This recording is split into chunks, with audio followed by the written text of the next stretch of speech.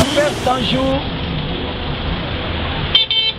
Ndeko mwana mboka Vital Kamerhe oyo aza lelo vilipande oyo aza lelo attaqué so de moutons ekosila bakoinaugure so de moutons. Développement ya Congo eza boye.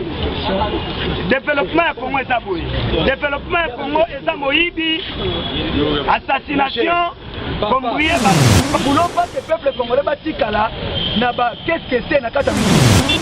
Biso besoin na biso ezaka ka to lia bien, to vivre bien, kaka seré ici là. Maman na mutu o azalaka soki nani na tango ya musée Laurent Désiré. Banda kokufa ya président na biso musée Laurent Désiré kino lelo yo. Biso peuple congolais ba kino précisément netinga kinois. Na alaki na âge nini? Banda 2000 combien makambo etalami kino lelo. Toyeba motif ati wana te. Aza Congolais, aza Congolais, to luka toyeba bobimisa ye soki bokosokisela boloko me toyebaka neti nga nesi rappele histoire ya bana na ngai tala ngai na bandi kobota etipe wana aza na boloko kino lelo bana edika pene ti lelo bana baakola edika pene alaka na boloko histoire nini nakopesa bana 15 millions affaire à 15 millions justice esala mosala yango soki bacharge eza Vital Kamerhe mais soki bandeko na biso oyo bazokontinue koloba sur affaire 15 millions babanda kozwa ngo non pas oyo babanda kozwa oyo baza kofinga Kamerhe parce que tomoni bandeko ebele batelemaka na bacoin mpona koloba kopesa bato ba fausse information sur Kamerhe soyo bakontinue koloba après nous allons rentrer pour bien expliquer affaire à 15 millions na badetail nango nyonso. Affaire 100 jours. Qui étaient les cordes? Affaire 100 jours. Ndeko mwana mboka Vital Kamerhe oyo aza lelo vilipande oyo aza lelo attaqué akomi sujet de tout le monde. Programme à 100 jours. Nous voulons que la population congolaise pose des questions et nous sommes mieux placés pour répondre. C'est ce que nous voulons. Nous ne voulons pas que le peuple congolais batikala naba qu'est-ce que c'est na kata mitu. Moutounio ça a une question à y approcher, à poser biso question. Toute question mérite la réponse. On a posé qui étaient les cordons. Programme à 100 jours, il y a chef de l'État. Toujours ensemble. Qui était toujours ensemble, mon Amboka. Le chef de l'État a lancé programme à 100 jours. Nous avons un gouvernement démissionnaire de Bruno Tshibala. Et responsabilité de ces alaki na kati ya cabinet ya chef de l'État. Et lelo Vital Kamerhe a vilipandé. Vital Kamerhe a traité de tout le monde. Mais les gens ne savent pas qui était le coordonnateur principal et programme à 100 jours à chef de l'État. Vital Kamerhe n'était pas le coordonnateur principal. C'était qui? Il y a un coordonnateur principal et un programme à 100 jours et à chef de l'État. C'est M. Nicolas Kazadi. Oh. C'est lui qui était le coordonnateur principal et un programme à 100 jours et à chef de l'État. C'est lui qui est mieux placé de nous expliquer Makambo ya baso de moutons. C'est pas Vital Kamerhe, mes chers frères. Nous voulons que la population congolaise comprenne. Mais c'est Nicolas Kazadi Alali Pongi.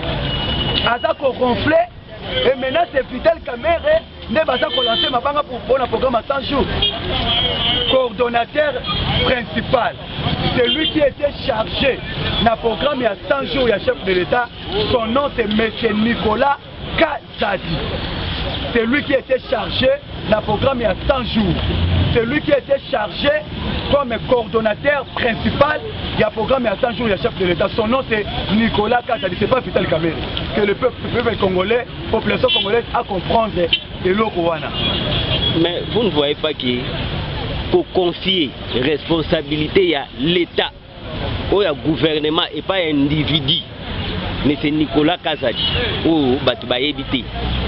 Au monde a que non, ils ont échappé à la justice. Ndeko kopona tata oyo nani ilunga ilunkamba. Bapesi responsabilité va prendre comme premier ministre dans l'individu. Le chef de l'État a désigné qu'il veut à confier responsabilité à la République, c'est ça. Tu ne peux pas dire que va confier responsabilité à la République il y a un individu. Mais ce sont les individus qui vont assumer ma responsabilité. Non. par rapport on ne peut pas aller prendre responsabilité parce que le fait ça n'a niama par rapport fait ça n'a ba fantôme le quoi Kabila ça va porter ba fantôme ceux qui va pesi Ilukamba parce que il est le premier ministre du gouvernement. Mais le gouvernement c'est une institution. Il était désigné par Kabila, par la famille politique de l'FCC, mon cher. Avec un individu, va désigner, va faire des responsabilités, va faire chef de l'État à nommer. Chef de l'État a désigné monsieur Nicolas Kazadi comme coordonnateur principal du programme à 100 jours. Un point barre. La personne qui était chargée du programme à 100 jours, le chef de l'État, c'est monsieur Nicolas Kazadi. Un point barre.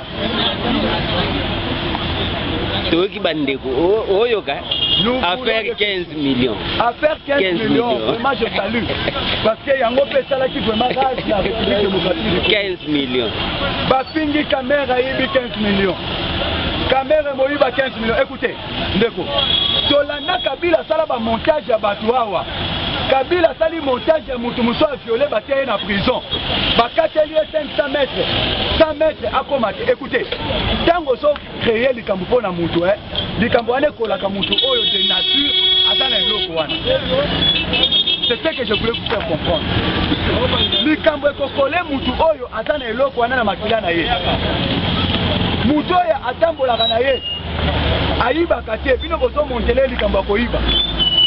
C'est un groupe de gens. Le chef de l'État avait expliqué les Kambouya 15 millions. Et ça rétro-commission. Oyo bato ya Kabila babanda kolia bamboule belé.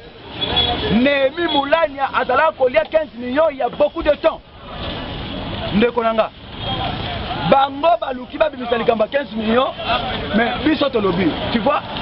Et là que tu apprécies que pas moi na mboka Vital Kamerhe, le pacificateur c'est quelqu'un qui ne parle pas.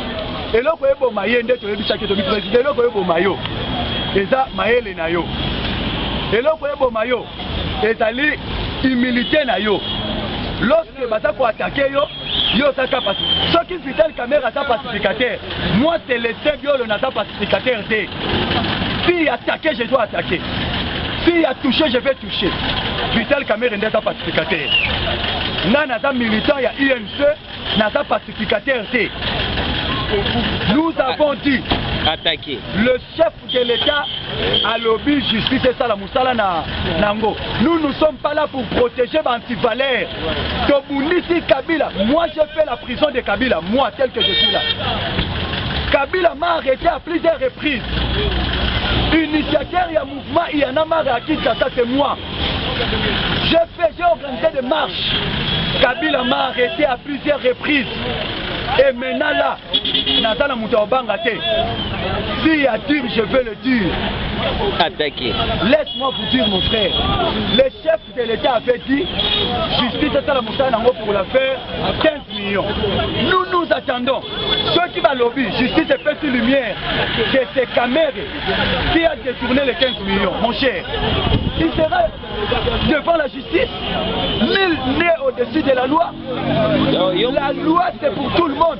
Si aujourd'hui mon président Vital Kamerhe, il est confirmé, la justice confirme, ma charge sur lui.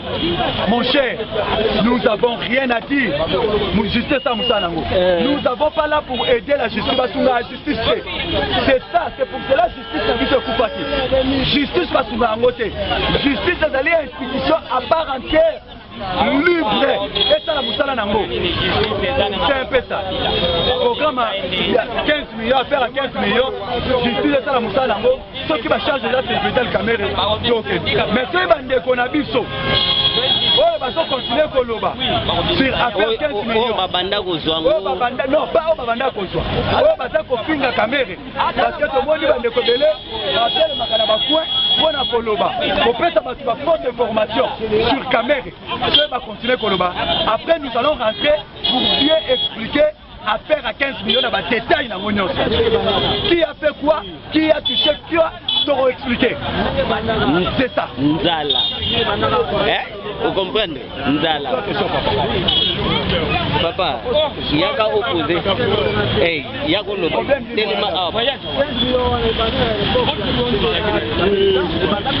Problème à 15 millions et banda depuis qu'à la rétro-commission. Némi aliaka ngona kabila baliaka na bango.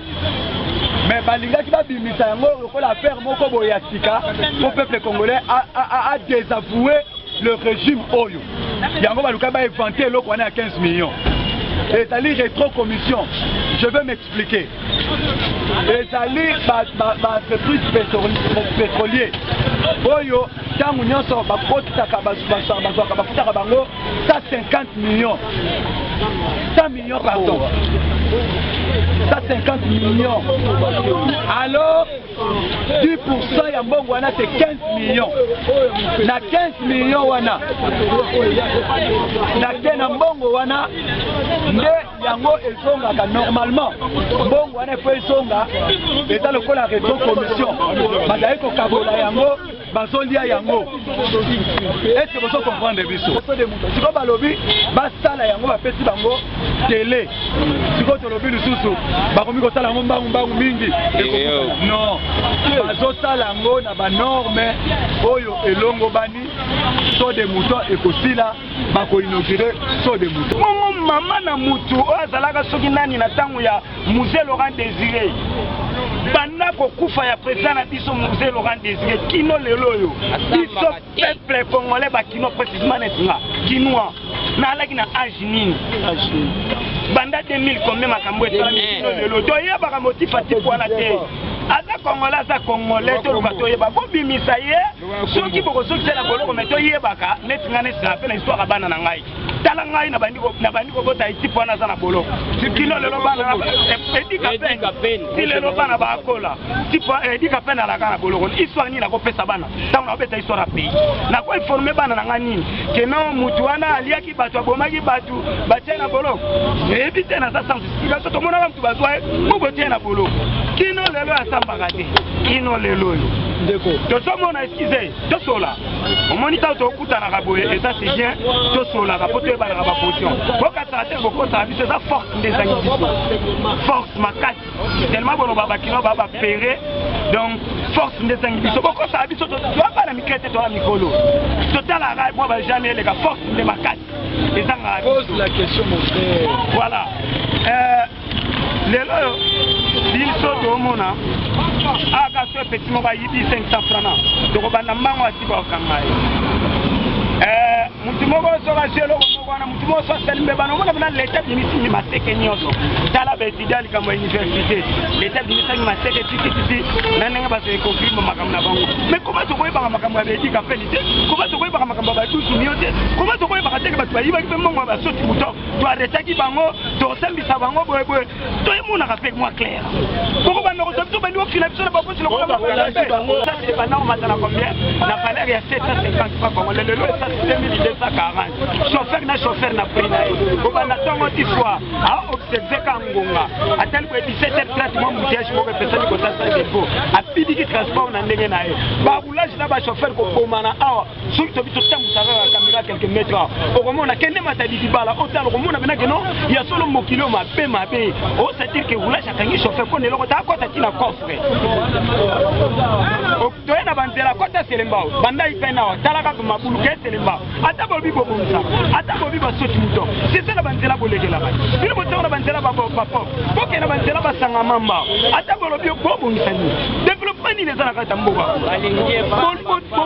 makama mike boko telemela tipo suka bokolo ba tipo suka développement ni ana kata pays oyo bino ba politicien boko sabiso bino ba politicien tellement qui se belé misu makasi belé na mayele belé mais mayele bundoki bombre besi la biso ba congolais développement ni na kata pays to développer na côté na wenze kopa made so mona ba mer nde ba olela 3000 côté na wenze mona sa komba loso biso ba simple représentant na pays to kunana kana ba ndenge moko boye bo faire souffrir biso mama bumu na biso so daye ba ni kate fort est-ce que boyebi ko politique boye la biso mo ba se moko boye ya ba bino moko développement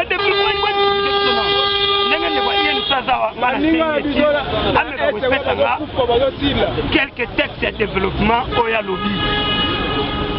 ngai napesi yo conseil nango développement ezate na kati ya mbogo bokota babongisaka bisika babongisaka banzela bango balekelaka papa kaka ata gombe baleka komemona gombe okomona na gombe bango babongisaka esika bango balekaka ayebike nalekaka boye mwa likangu nanga mwa azalaka boye tozo développe na nini excuse papa tala ngai ya développement ya Congo eza boye développement ya Congo eza boye développement ya Congo eza moyibi assassination kombouye batu combien yozoloba ya nini quel développement de jeu olobi toza na développement mais toza kuta komona j'ai dit ceci pardon nakanisaki ke bakestion ya makasi oyo toyokaka yango bokai kopose ngamba mosusu nazanga te moya korépondre nde eloko ngai nazali kosatendre makambo oyo ya makasi. Mais vous êtes focalisé. Il y a déjà des mauvaises on a derrière une classe politique. On a consommé ma promettait que nous allons consommer une sécurité totale.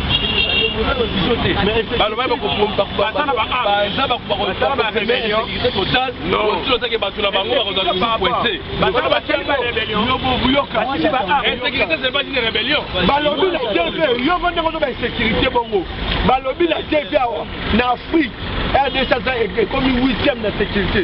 C'est quoi sécurité? Quelle sécurité on est en train de parler? Sécurité. Mais sécurité, balobi nyonso malamoko. Ceux qui babi sécurité, bakoloba ndamu. Balobi sécurité nyonso malamoko. Biso toza politique qui est vital camera na sécurité. Biso babi sécurité. C'est tout. Non, biso sécurité. Toza ya papa maté. Toza sala pe respecter famille. Tolia bien. Ni vous que ce soit sécurité pas politicien. Biso tel biso tel la sobo laisse biso. Biso ko papa maté. Toza la politique. Toza la biso mo la